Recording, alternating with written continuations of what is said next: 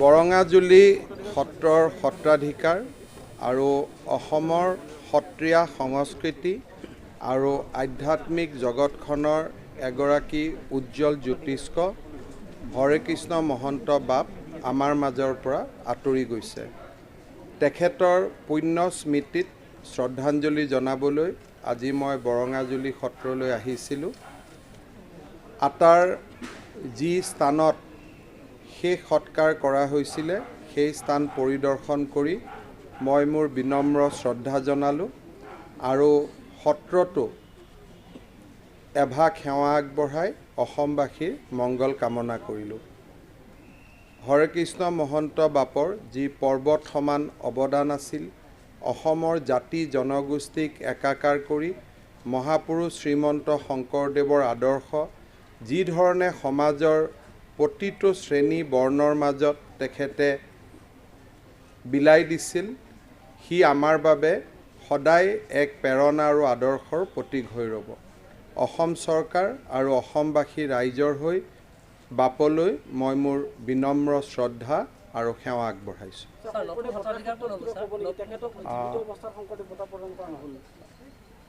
আমি বাপক কি ধৰণে শ্ৰদ্ধা জনাব পাৰোঁ আৰু তেখেতৰ যি আদৰ্শ তাক কেনেকৈ নৱপ্ৰজন্মৰ মাজত প্ৰবাহিত কৰি ৰাখিব পাৰোঁ তাৰ বিষয়ে আমি চিন্তা চৰ্চা কৰি থাকিম আৰু আপোনালোকক সময়ে সময়ে জনাই থাকিম।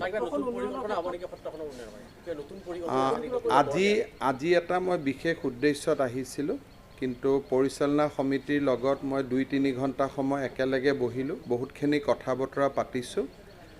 এই পৰিৱেশখিনি পাৰ হৈ যাওক, তাৰপিছত চৰকাৰে নিশ্চয় ব্যৱস্থা ল'ব। 33খন শাখা সত্ৰও আছে। গোটেই কথাখিনি মই বুজি লৈছোঁ।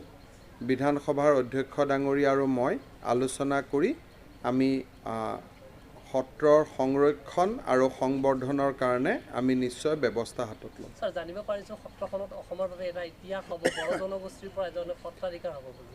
চাওক, আজি আমাৰ মহাপুৰুষ শ্ৰীমন্ত শংকৰদেৱে নৱ বৈষ্ণৱ ধৰ্মৰ যি পবিত্ৰ নিৰ্মালী আমাৰ মাজত এৰি থৈ গৈছিলে, সি আজি সৰ্বজনৰ মাজত স্বীকৃত হৈছে। জাতি জনগোষ্ঠী সকলোৱে মহাপুৰুষগৰাকীয়ে দেখুৱাই যোৱা ৰাস্তাৰে খোজ কাঢ়িবলৈ আৰম্ভ কৰিছে। নিৰঞ্জন বাপে ইয়াত সত্ৰাধিকাৰৰ দায়িত্ব ল'ব বুলি এক প্ৰকাৰ কমিটিয়ে সিদ্ধান্ত লৈছে আৰু মই আশা কৰিছোঁ যে তেখেতৰ সুযোগ্য পৰিচালনাত হৰেকৃষ্ণ মহন্ত বাপৰ যিখিনি আধৰুৱা কাম সেইখিনি তেখেতে সম্পূৰ্ণ কৰিব পাৰিব। আজি ইয়াতে এইবিলাক নালাগে দিয়ক। আজি তেনেকুৱা কথা নাই। আমাৰ অসমৰ 1 ইঞ্চি মাটিও ক'তো যোৱা নাই। CRP এটা কেম্প আছে, তাতে যদি কোনোবাই বহি থাকিব খোজে লগত আমিও বহোঁ বুলি, তাত কৰিবলগীয়া একো নাই। কিন্তু আচলতে গোটেই কেম্পটো এতিয়া CRP তত্বাৱধানত আছে। আজি ওলাই যাব। এতিয়া আমি সকলো জিলাতে সান্ধ্য আইন প্ৰত্যাহাৰ কৰিছোঁ। সকলো জিলাতে 4টাৰ পৰা 5টালৈকে 4টাত কাৰফিউ, দোকান বন্ধ হ'ব, 5টাত কাৰফিউ হ'ব।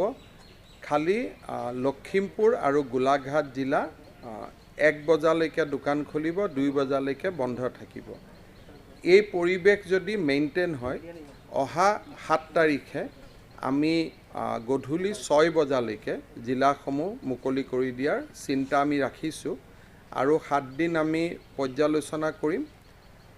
অহা সোমবাৰে আমি 6 বজালৈকে খুলি দিয়াৰ বাবে চেষ্টা কৰিম আৰু 16 আগষ্টৰ পৰা ইণ্টাৰ ডিষ্ট্ৰিক্ট মুভমেণ্টটো আমি খুলি দিম।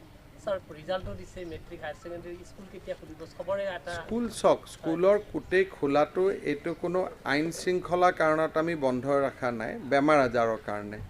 গতিকে জীৱনৰ নিৰাপত্তাটো আটাইতকৈ ডাঙৰ কথা। কিন্তু ফাইনেল ইয়াৰ ক্লাছবিলাক, post graduate final, degree final, higher secondary final আৰু ক্লাছ 10, এই 4টা আমি 1 ছেপ্টেম্বৰৰ পৰা খুলিব পাৰোঁ নেকি, তাৰ ওপৰত আমি দৃষ্টি ৰাখিম। কিন্তু যদি ক'ভিড বাঢ়ি যায় বা থাৰ্ড ৱেভ ধৰণৰ হয়, তেতিয়াতো আমি ৰিস্ক ল'ব নোৱাৰোঁ।